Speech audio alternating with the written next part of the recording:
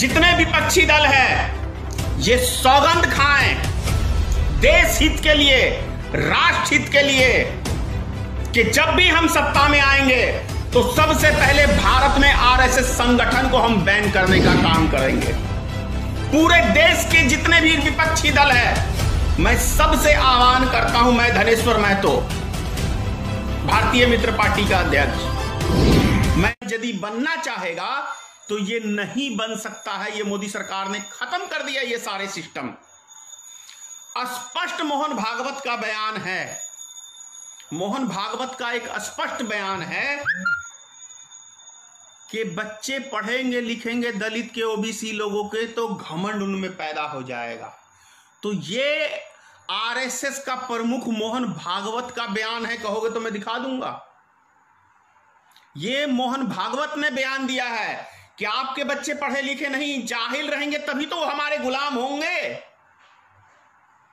RSS का मकसद है ओबीसी समाज के लोग हो, दलित समाज के लोग हो, अल्पसंख्यक समाज के लोग अनपढ़ जाहिल गवार रहेंगे तभी तो ये हमारी गुलामी करेंगे, जैसा सदियों से होता आया है। तो क्या जो 70 साल में पीछे कांग्रेस के शासन काल में एक ही गलती किया है उसने, पता है क्या? कि जब महात्मा गांधी को गोली गोडसे ने मारा तो गुजरात के ही गृह मंत्री थे उस टाइम में सरदार वल्लभ भाई पटेल, उन्होंने आरएसएस संगठन को बैन कर दिया कि ये एक आतंकी संगठन है। मेरे लफ्ज नहीं है, गुजरात के गृह मंत्री सरदार वल्लभ भाई पटेल का यह बयान है कि यह एक आतंकी संगठन है जो देश के लिए एक खतरा है। यह उस टाइम का बयान है। लेकिन जवाहरलाल नेहरू भी तो ब्राह्मण परिवार से ही था। बुरा लगेगा कांग्रेसियों को इस बात से, क्योंकि मुझे सत्य बोलना आता है, मैं चापलूसी की राजनीति नहीं करता हूं।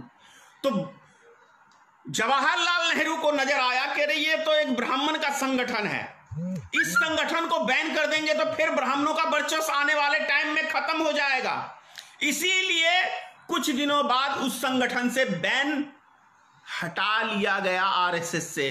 तो उसी का खामियाजा आज कांग्रेस पार्टी पूरे देश में भुगत रही है।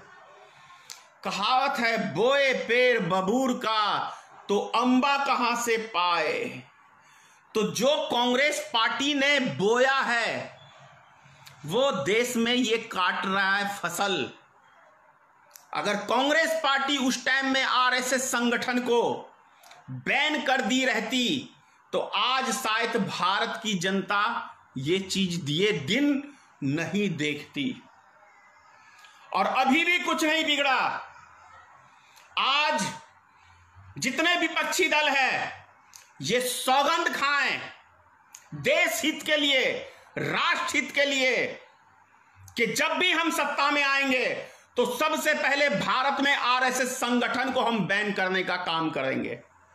पूरे देश के जितने भी विपक्षी दल हैं मैं सबसे आह्वान करता हूं, मैं धनेश्वर महतो, भारतीय मित्र पार्टी का अध्यक्ष, मैं तमाम विपक्षी दल से आह्वान करता हूं कि आइए आप सब एक मंच पे सौगंध खाइए कि आरएसएस संगठन एक ऐसा संगठन है हमारे भारत के लिए जो हमारे देश को बर्बादी की कगार पे ले गया है।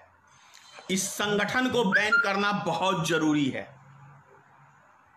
और नरेंद्र मोदी जैसे नेताओं को उनकी जगह सिर्फ और सिर्फ जेल में है।